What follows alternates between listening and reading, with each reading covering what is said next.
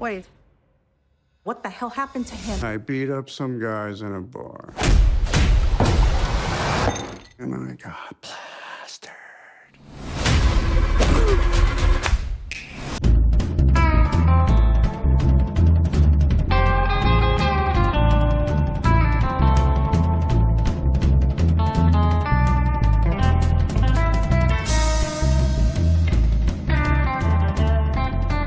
Bonjour et bienvenue dans Kinoculte, le podcast Deep Cut, Deep Cult. Je suis votre hôte Jean Weber et mon arachnide est...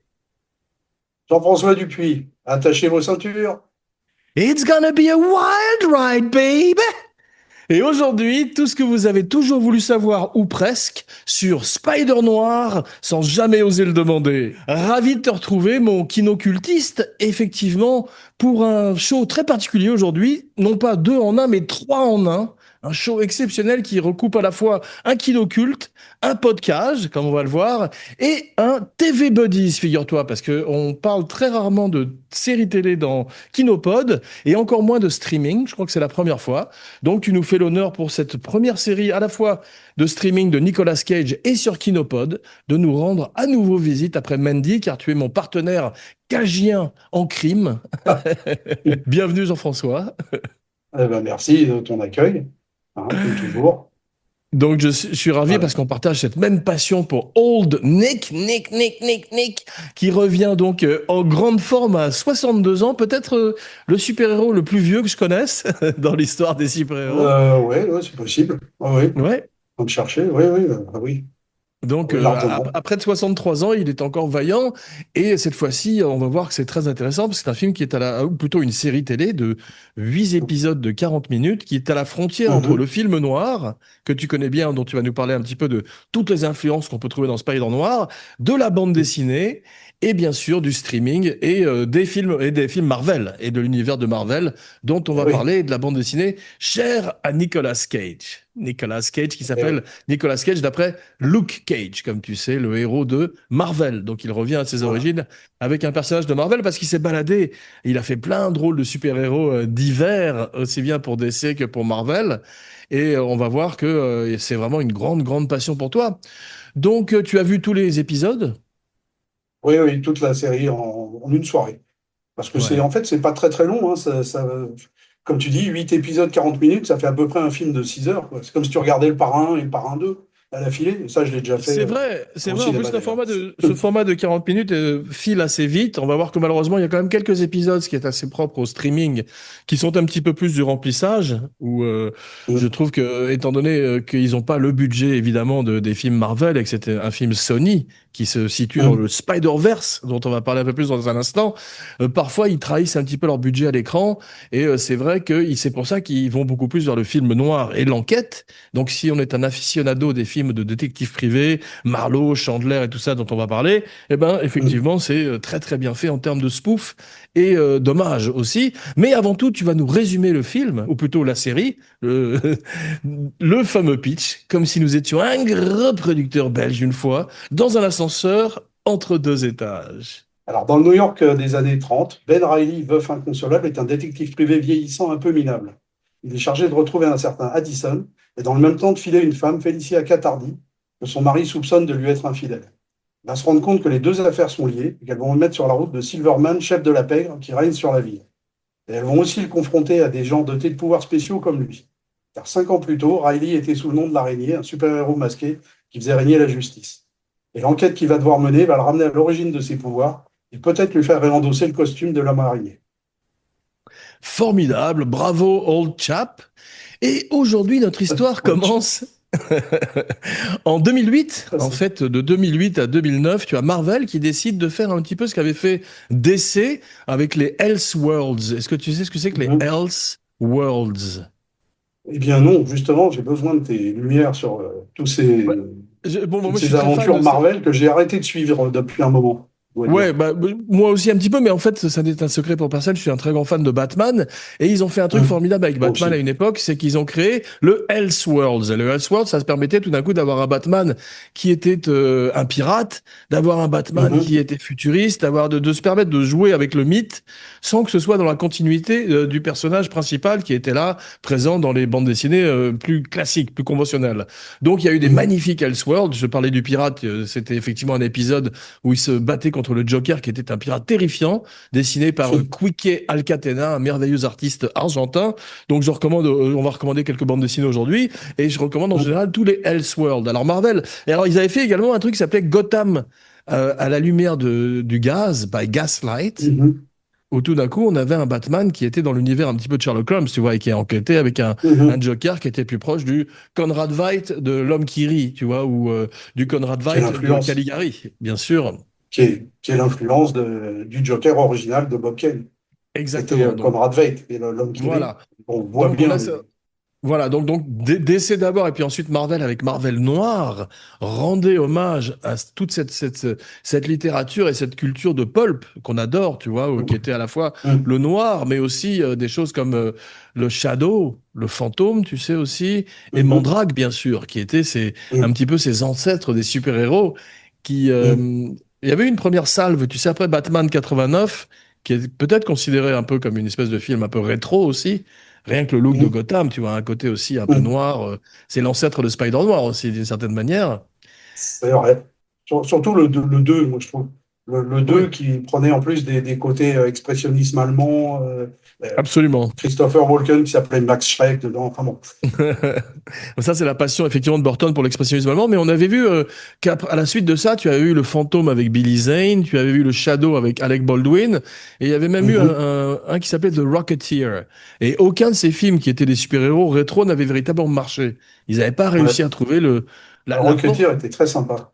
Ouais, donc C'est ils étaient tous plutôt sympas, mais ils avaient pas, et c'est pour ça que Mandrake n'avait jamais vu le jour, alors que pendant des Mhm. années, Alain notoirement, Resnais. Fellini voulait faire Mandrake avec Mastroianni. Ensuite, tu avais Nicolas Roeg avec David Bowie, shout out à Romain. Et Il y avait mais il y Alain a même Resnais eu, aussi. Alain pardon? Resnais voulait faire Mandrake. Alain Resnais voulait faire un Ah ouais, ouais, Mandrake. j'ai eu Alain Régnier Et il a pour été. l'araignée. Ouais, non, Resnais, oui, ouais, il ouais, était très fan. l'araignée. Il était Ouais, très de très bande fan dessinée, ouais. de BD, ouais, non, bien sûr, ouais. Mhm. Et d'ailleurs, il y a certains de ces films sont structurés comme des bandes dessinées, à la manière de Creepshow ou de certains de films qui Ah ouais. reprennent la grammaire, ou comme Hulk de Ang Lee, tu sais, où il faisait carrément Mhm. des cases aussi, ça c'était vachement bien foutu. Et Ouais. donc, euh, et donc on a avec Spider-Noir ce que Nicolas Cage appelle un mash-up entre les films de Bogart, de Cagney, d'Edward G. Robinson, à qui il rend Mhm. amplement hommage quand on va le voir, et Mhm. effectivement la création de Stan Lee, qui est l'homme araignée, cette création des années 60 qu'on ramène dans le temps. Alors ils ont même fait Wolverine noir, ils ont fait les X-Men noirs, ils ont fait Punisher noir, tu vois.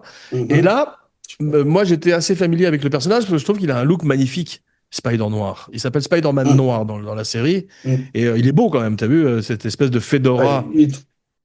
il est très très bien. Et ça fait un côté en plus un peu serial. Euh, alors même plus loin que le film de super-héros, c'est carrément, ou des films noirs, c'est carrément les serials des années 30. C'est-à-dire ce look avec cette espèce de cagoule et des lunettes qu'on voit qui ont été Génial. rajoutées à l'arrache. Et Ouais. il y a vraiment ce côté-là qui rapproche de Shadows aussi.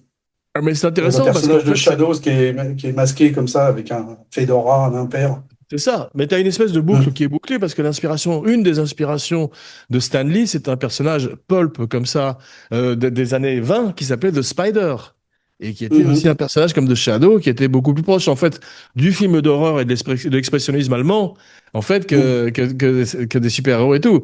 Et c'est vrai que là, Mm. c'est là où on a toute cette esthétique magnifique avec ces univers alternatifs que Marvel met sur la carte et où tout d'un coup tu peux avoir 50 Spider-Man différents, comme on a vu dans Across the Spider-Verse. Tu l'as vu le dessin animé où on a vu pour la Eh première ben fois non, justement, c'est en faisant des recherches après avoir vu la série, j'ai prévu de le voir, ce dessin animé. Parce qu'en fait, c'est là qu'on voit apparaître euh, le Spider noir avec déjà la voix de Nicolas Cage. C'est ça? Dans Exactement, le dessin exactement. En fait, animé. si tu repars dans le temps, tu as tout d'abord la bande dessinée en 2008, où il y a eu de D'accord? 2008 à 2009, il y a eu plusieurs artistes et plusieurs écrivains qui ont défini le personnage de Spider-Man, qui s'appelle Peter Parker, dans la bande dessinée, Mhm. puisqu'il est un Peter Parker alternatif d'une réalité alternative. Et D'accord. ils l'ont appelé Ben Riley, pour ne pas confuser Oui. les gens dans la série télé, si tu veux, pour pas qu'ils aient l'impression que ce soit ce petit personnage qui est très lié à un adolescent dans les films, que ce soit Mhm. Tom Holland ou que ce soit Tobey Maguire. Et en fait, Ouais. après les bandes dessinées, il est passé dans les dessins animés parce qu'il D'accord. a ce look Et- magnifique. Et ensuite, comme tu dis, dans les dessins animés à la télévision, pardon. Et ensuite, D'accord. le premier Across the Spider-Verse où Nicolas Cage, effectivement, fait pour la première fois la voix et s'amuse à Mhm. imiter James Cagney pour la première fois. C'est Mhm. très drôle Mhm. d'ailleurs. Et ensuite, dans le deuxième film, il est simplement une silhouette, il parle pas. Donc, tu vois D'accord. simplement Spider-Man. Voilà. Et ils ont décidé d'en faire une série en streaming. Et Cage a dit qu'il attendait véritablement un projet un petit peu unique et qui Et représente il un l'a petit peu eu. sa brand. Parce qu'on a vu Ah bah là, il l'a que eu. de. Voilà, Voilà. Que de Mhm. Superman qu'il a failli incarner pour Tim Burton, à Kal-El, le prénom original de son fils, à Big Daddy dans Kick-Ass, en passant par Ghost Rider, et Mhm. j'en Ah passe et des ouais. meilleurs, il est Ah ouais. comme je disais, un grand passionné qui, à une époque, il avait un comic book de Superman évalué à 1 million de dollars. Je sais pas si c'est Ah, pas il a le le premier, premier. je crois. Il a le Ouais, c'est premier ça. Superman, ouais. Et on lui avait Le volé, je premier, crois, d'ailleurs. premier Ouais. numéro. Ah, ça, je sais pas. Mais à mon avis, le gars, il a pas dû passer un bon moment s'il l'a retrouvé. Parce que, mais bon, non, non, Et tu sais que maintenant, il s'appelle Nicolas Cage définitivement. Depuis quelques jours, là, il a fait Ah, faire il a entamé il y a un an, des démarches auprès du gouvernement américain pour que Nicolas Cage soit son nom définitif. C'est-à-dire qu'il s'appelle formidable. plus Nicolas Kim Coppola. Ah, c'est C'est ça. Nicolas Cage. Il n'y a plus Ah, de c'est drôle. alias. Ouais. Je crois que c'est C'est en c'est tout hommage récent, là. c'est C'est tout génial, récent. C'est en hommage à Luke Cage, oui, bien sûr. en hommage au podcast aussi. Pour lui, Mm. il a compris Ben oui, que. en fait, il a entendu parler, il m'a appelé hier et il m'a dit, bon, je vais faire ça. Il dira Non, alors. mais c'est drôle parce qu'il est devenu effectivement un mime, comme il le dit, M-E-M-E, et il parlait de Mm. mimification. Et il avait survécu au fait qu'il était devenu une espèce de personnage, une créature qui lui est échappée sur le net, et maintenant dont il a Mm. repris un petit peu le contrôle Oui, le Luke en jouant Cage. de plus en plus de ce Luke personnage, si tu Cage, veux. pardon. Mm.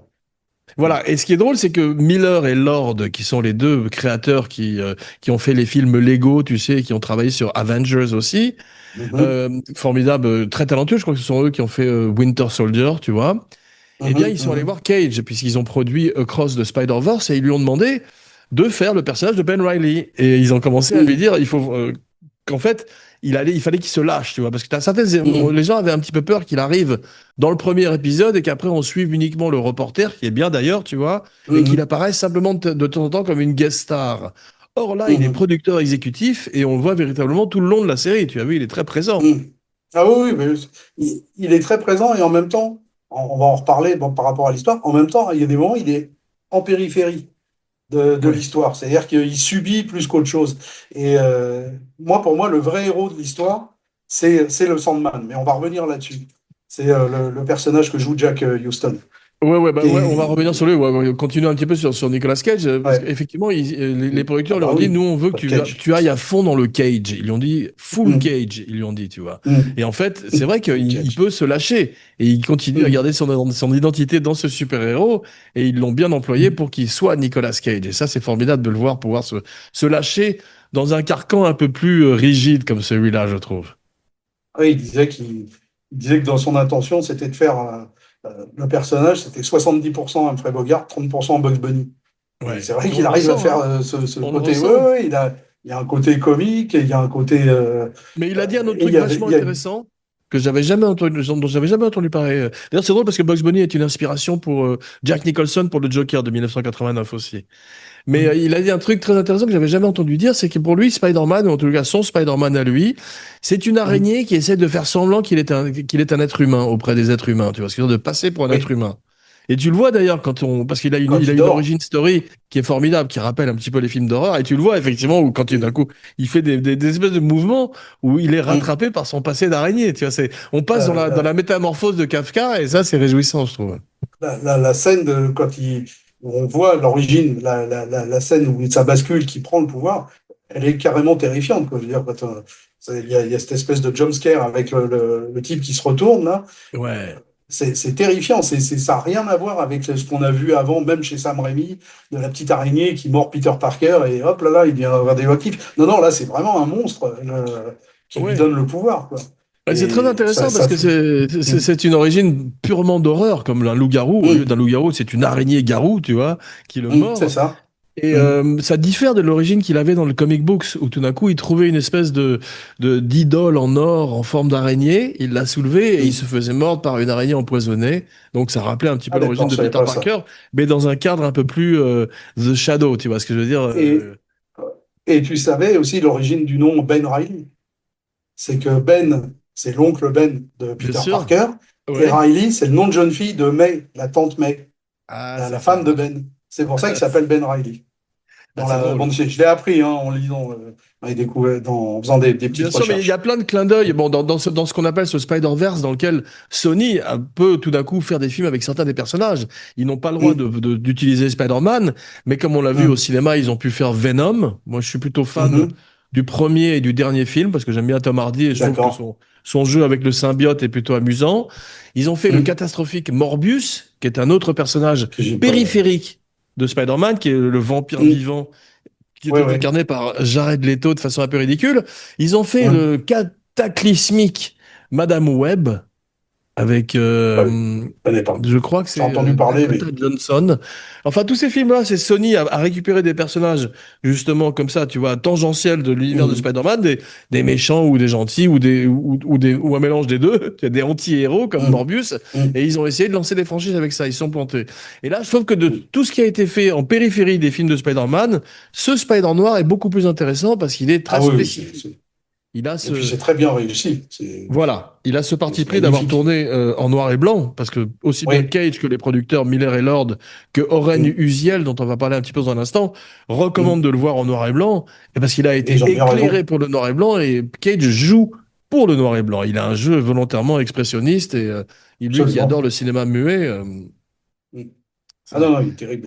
Et la version noir et blanc, et c'est celle qu'il faut voir. J'ai essayé de regarder, là, on a dit qu'on allait faire Cage, j'ai essayé de revoir quelques épisodes en couleur. Ouais. C'est pas du tout. Ça colle moins bien, beaucoup moins bien. J'en C'est ai bien, vu hein, un c'est très aussi. bien fait, hein, il n'y a pas Ouais. y a pas de problème. Mais bon, C'est-à-dire, les j'en grands ai vu un films par noirs sont acquis de en couleur. conscience aussi. Ouais, j'en ai vu un par acquis de Mm. conscience. Et en fait, je me suis retrouvé dans un univers beaucoup plus proche de Dick Tracy, tu sais, puisque c'est couleurs, en fait, Ouais. ou de noir et blanc, des films noir et blanc qu'on recolorise après. Mais ça donne un Mm. côté quand même comic book qui est un peu fantasmagorique, Un peu qui est assez kitsch, un peu joli sympa, aussi. mais Ouais. voilà. Mais ça vaut Mais pas le par noir et exemple, blanc où tout d'un coup. ouais, mais tu vois par exemple un film comme bon, Chinatown dont vous avez parlé il n'y a pas longtemps, qui est un grand film noir en couleur. Miller's Crossing des frères Cohen, grand film noir en couleur aussi. Mais là, c'est pas pareil. Le noir et blanc colle parfaitement. On voit que c'est l'origine du projet et qu'ils l'ont fait en couleur pour quand même raccrocher du public parce que sinon, pour éviter que le public fuit le noir et blanc. Ce vieux héros de 63 ans en noir et blanc, ouais, c'est Voilà. compliqué. Mais bon, à propos de noir et blanc, tu as spoté, comme beaucoup de gens d'ailleurs sur le net, tout un tas de références à des films, parce que c'est Oui. remarquablement bien observé. Et c'est vrai qu'on peut Mm. voir plein de ce qu'on appelle les Easter eggs qui parsèment Ah toute oui, la oui. série. Ouais. Il y a plein de petits détails. Quand bon, on va pas trop spoiler l'action, mais il y a une scène d'enterrement qui met Cage en personnage principal. C'est carrément le plan de la comtesse aux pieds nus Ouais. d'Humphrey Bogart avec son impère dans le cimetière où on enterre Ava Gardner. Qu'est-ce qu'il y a d'autre? À un moment, on voit le Watman euh, sur la fin qui lève les bras et qui fait Lookma, et c'est James Cagney dans L'Enfer est à lui. Je crois qu'il s'appelle Il y a plein de choses comme ça. Je crois qu'il s'appelle Megawatt. Megawatt. Ouais. Ouais, c'est ça? C'est ce que j'ai Ouais. dit, non? Non, t'as J'ai dit dit Megawatt. Watman, mais pourquoi pas, hein? Ah, Watman, c'est oui, le receveur du. J'étais dans le tramway. Non, mais Pardon. puisque tu parles, c'est vrai, bon, il y a toutes sortes de références, ou même L'homme qui rétrécit, Oui, comme disait la Dame de Shanghai, tous ces films aussi avec Anna May bon, Wong, Shanghai à la fin. puisque la femme Mm. fatale du film est une formidable actrice asiatique dont je te dirai le nom dans un instant, et qui a une Lin histoire Jin, d'amour avec Cage et Jack Je Easton. sais plus, tiens. Lin Jin Lu, qu'on avait vu Voilà. d'ailleurs jouer un rôle genre Anna Wong dans Babylone. D'accord, c'était elle, donc ouais, effectivement, parce Ouais, qu'il me ouais. semblait l'avoir déjà vue. Bon, elle est formidable. Mm. Elle joue très très bien, et c'est ce personnage de femme Mm. fatale qui est formidable. Alors moi, venons Mm. un petit peu au bémol, si tu veux, aux choses que j'ai un petit peu Ah. moins aimées dans la série. Comme on dit Mm. toujours, c'est devenu le leitmotiv de Kinopod, meilleur est le méchant, meilleur est le film. Alors, avant préambule, d'abord, j'adore Brendan Gleeson. C'est un de mes acteurs préférés. Monsieur Mercedes, il l'a déjà fait dans une série télé, il était magnifique. Au cinéma, on ne compte plus les films de In Bruges. 28 Même je l'avais jours. découvert dans 28 jours plus tard, tu sais, où il était Mm. extraordinaire. Ouais, ouais. Et Ouais. il est toujours Il y a un rôle merveilleux. Donc court, mais voilà. sublime. Il y a un rôle très court dans 28 jours, mais Mais il fait sublime. pas assez peur pour moi. On est trop proche tu sais, Ah. de ces personnages de mafieux. Et tu parlais aussi de Sandman et aussi de Megawatt et du troisième larron qui est Lonnie, qui est ce Tombstone. personnage, voilà, qui rappelle un Tombstone. peu. Voilà, c'est ça. Et Mm. ben, moi, ils m'ont pas fait peur. D'abord, ils sont tous très gentils. Et il m'a Mm. manqué justement un Conrad Veidt. Il m'a manqué un type qui court là-dedans, qui soit une espèce de Fricks, qui rappelle un peu les films Ah. d'horreur. Et j'aurais même, en fait, si tu veux, ils sont pas allés assez loin dans la folie. Moi, j'aurais même fait Mm. carrément un épisode muet, uniquement, tu vois, où c'est lui Ouais. contre le César, le somnambule, tu vois, ou un personnage qui rappellerait. Mm. Alors, en plus, il est parfait, mais quelque chose qui fasse vraiment peur et qui rappelle Mhm. l'expressionnisme allemand et qu'on soit pas uniquement dans l'univers du film noir, parce que c'est vrai qu'on est tout le temps un peu dans Dick Tracy, mais Dick Tracy, Mm. c'était comme le Joker, c'était des méchants qui étaient très effrayants quand même, je trouve. Alors, pour revenir, je suis pas très fan de. Je l'ai vu, Dick Tracy, il y a longtemps au Non, cinéma je quand parle c'est de la sorti. bande dessinée de Chester Gould, Ah, je la te parle bande pas du dessinée, film. d'accord, pas du film de Non, Warren pas Beatty, le d'accord. film de Avec Dustin Hoffman, non, pas celui-là. Non, non, mais là, on est d'accord. Par contre, moi, je trouve que Brendan Gleeson, il a, c'est vrai qu'il a une scène sur 8 épisodes où il est terrifiant. C'est la scène où il y a de l'interrogatoire, où il sort sa canne épée, Ouais. et où il interroge le pote de Nicolas Cage, là. Où là, effectivement, il est terrifiant, mais c'est une seule scène sur 8 épisodes, donc c'est vrai que c'est pas beaucoup. Le reste du temps, même à la fin, d'ailleurs, il se sacrifie presque, euh, Voilà. sans Et spoiler. Ouais. tous, si tu réfléchis, Ouais. à part Megawatt qui est un peu théâtral, mais on comprend pas très très Qui bien est pourquoi, d'où il sort cette espèce d'aspiration de à Shakespeare. Broadway, etc. et tout, shakespearienne ou je sais pas Ouais, quoi. ouais, Ils ont tous un retournement, tous gentils. Flint ouais, ouais. Marco, qui est donc l'homme sable, on avait déjà vu la même chose dans le film de Sam Raimi. C'est une figure tragique qui est plus proche, effectivement, d'un Mais anti-héros même dans la BD, malheureux, si tu veux. même dans la BD originelle de Spider-Man, pour moi, il y avait deux méchants qui étaient pas sympathiques, mais pour lesquels tu avais de l'empathie. Quand tu étais gamin, que tu lisais, c'était l'homme sable, justement, et le docteur Connor, le lézard. Ouais. Parce que c'est des gens, alors eux, ils sont d'ailleurs dans la série, on le voit très bien. Ces transformations, c'est plus du côté Dr. Jekyll, quoi. Ou Hulk. On sent qu'il essaye de se contrôler et qu'il Ouais. n'y arrive pas, le Ouais. Sandman, enfin Jack Houston. C'est Et vrai, on mais sent qu'il y a. j'ai regretté Et qu'on c'est n'ait vrai qu'il pas y un en a peu. trop. Voilà, et puis j'ai regretté qu'on n'avait pas un peu plus peur pour le personnage de Spider-Noir de Nicolas Cage, qui, Mm. aussi bien en Ben Reilly, aurait pu, si on l'avait mis contre les Freaks de Todd Browning, ou une ambiance beaucoup plus film d'horreur, j'aurais été Mm. peut-être plus content. Mais peut-être parce que je suis plus client du film d'horreur que du film noir, d'une manière générale, Ouais, et qui ouais, sont allés moi quand même aussi. énormément Enfin, dans les le. deux, j'aime bien les deux. Mais Ouais, comment ça s'appelle? Il y a un personnage qui disparaît assez vite aussi, c'est celui de Lucas Haas, ouais. qui était le petit garçon dans Witness, qui joue un méchant et qui là aurait pu faire un peu le Conrad Veidt. S'il avait Ben été plus justement, développé, ils plus sont pas allés long. assez loin. Tu vois ce que je veux dire? Ouais. Il fallait un Crispin Glover. Il fallait lui écrire quelque chose. Tu vois, Oui, faire un truc où tu avais ouais, un ouais, personnage qui ouais. semble sortir d'un film en noir et Mm. blanc et qui est Mm. l'héritier des Conrad Veidt et de ces gens-là. Tu me diras, il l'a déjà fait un petit peu dans Les Drôles de Dames, où il faisait ce personnage muet. Avec une Mm. canne, mais Mm. ceci dit, il fallait partir dans ce côté frics, je trouve, C'est qu'ils vrai. n'ont pas fait, et en fait, on est dans un truc qui est beaucoup trop, on n'a pas peur pour Spider Noir à aucun moment. Alors, ce qui est magnifique, c'est Non. la direction artistique, le design du film est sublime. Mm. On a au Mm. début des scènes d'effets spéciaux superbes où on le voit voler au-dessus d'un New York, tu sais, charbonneux, quand tu le mets en noir et Mm. blanc, et c'est très très beau parce que ça mélange Ouais. la Grande Dépression tout d'un coup, la peinture, Ah, etc. mais avec, le premier plan, je pense que c'est un hommage au film de Sam Raimi, hein, bien quand on le sûr, voit passer d'immeuble exactement, en immeuble comme ça, c'est exactement. c'est quasiment le même plan, mais sauf que c'est le New York des années 30. C'est ça. Et ensuite, tu as remarqué, tu as deux types de cascades. Tu as celle où il se bat avec le masque et il se bat par exemple dans le bar contre plein de Mm. gens, le moment où il est sous, ça rappelle un peu le Drunken Mm. Master, tu sais, de Mm. Jackie Chan, ou même de la première séquence où après avoir volé, il se bat dans le bar. Ça, c'est Mm. remarquablement bien fait parce qu'ils utilisent des Mm. techniques actuelles. Tout d'un coup, dans un film qui a l'esthétique des années 40. Donc, c'est une espèce de juxtaposition qui est bien faite et on a une espèce de ballet kinétique à la John Wick dans un univers Mm. à la Bogart. Ça le fait. Avec en plus du Ouais. Spider-Man. Donc, c'est ce mash-up dont nous parlait vraiment Nicolas Cage. Oui, Mais qui t'as les fonctionne deuxièmes, bien. pardon, je termine, t'as les deuxièmes effets spéciaux qui C'est sont bon. moins bien.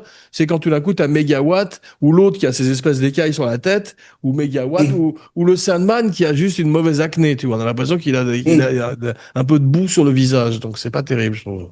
Fait cheap. Dans le noir et blanc, justement, dans le noir et blanc, ça passe mieux, le Sandman. Ça passe beaucoup J'ai mieux. regardé un épisode où il est en couleur, et c'est vrai qu'en couleur, tu te dis, oui, bon, bah, il a de la semoule sur la tête, quoi.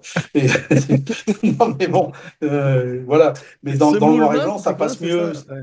Semoulman, oui, c'est un super-héros. Et non, non, il Moins est. peur, ouais. Ouais, voilà. Et dans le noir et blanc, ça passe beaucoup mieux. Ça me fait penser, j'ai écouté l'autre jour une interview de Walter Hill où il disait les blagues sont drôles, mais les balles sont réelles.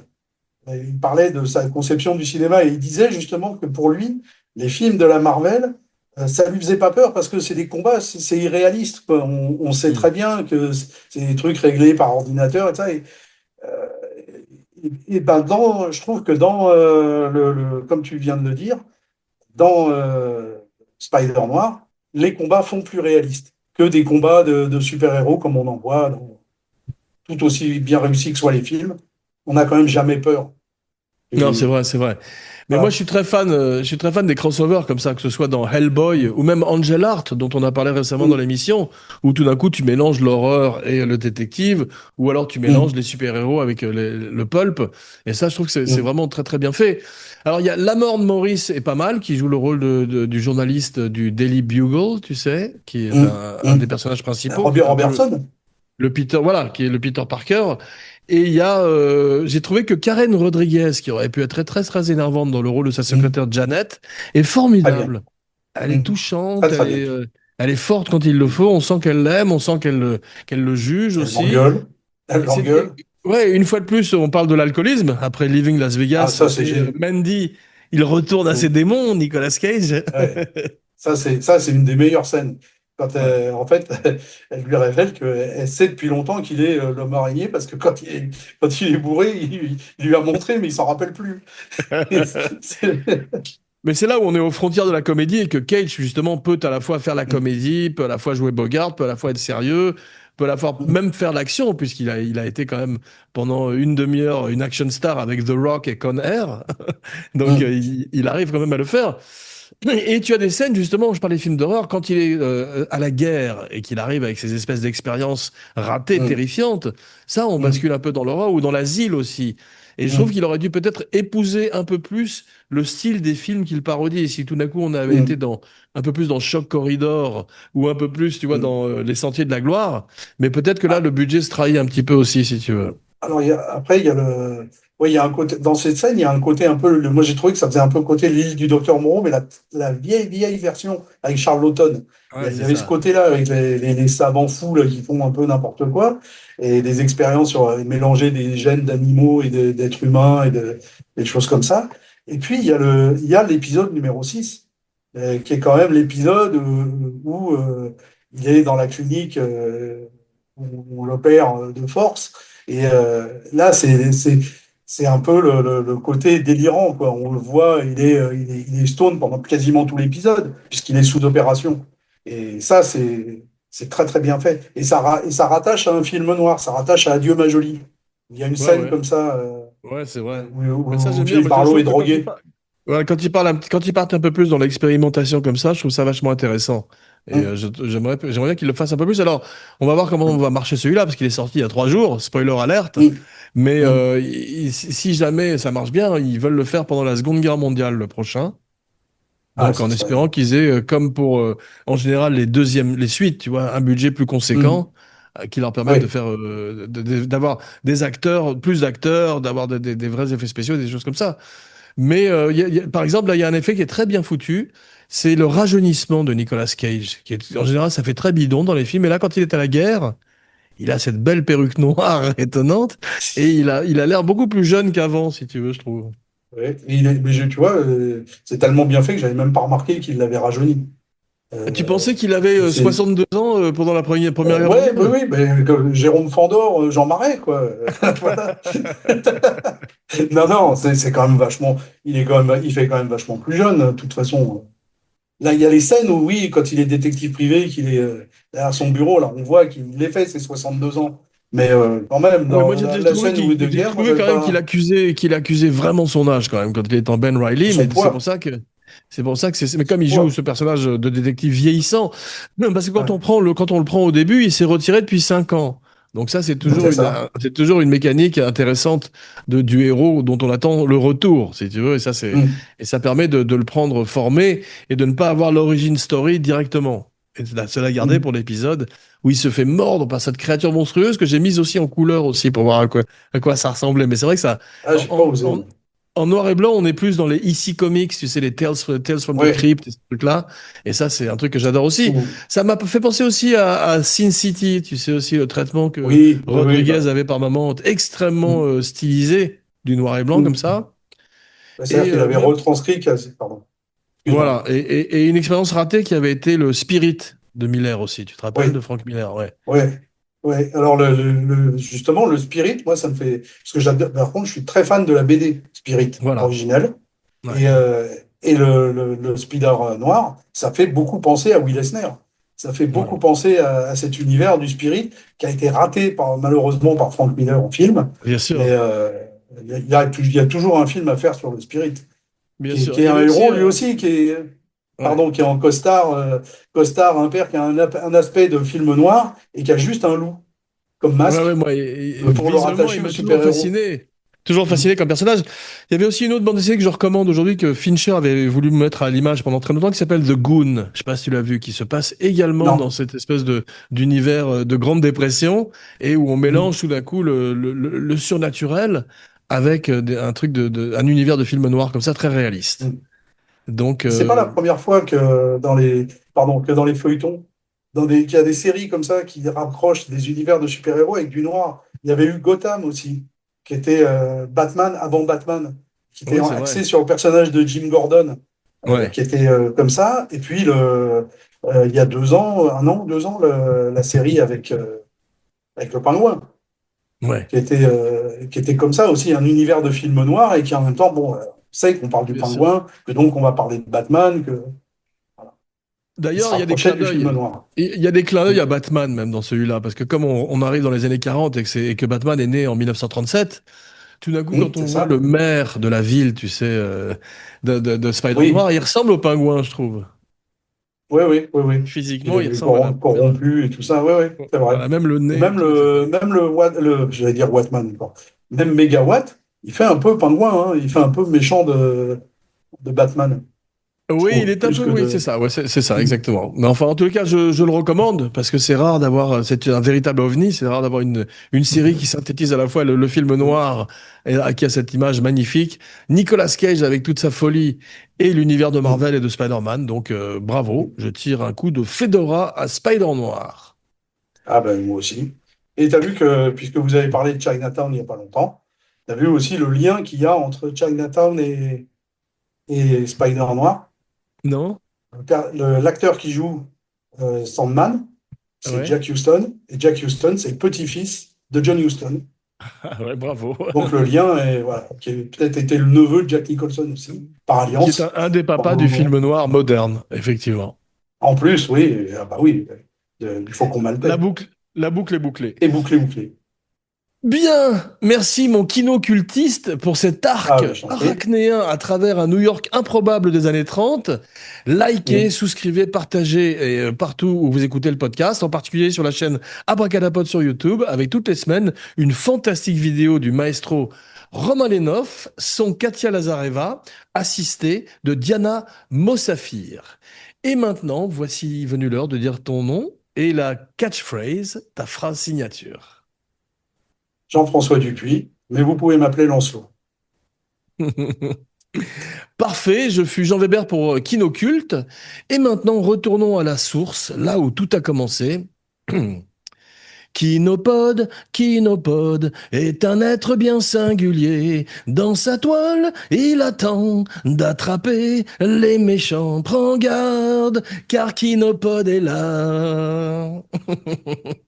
Merci Jean-François. Ah, je t'en prie, c'était pour t'accompagner cette magnifique performance vocale, comme toujours.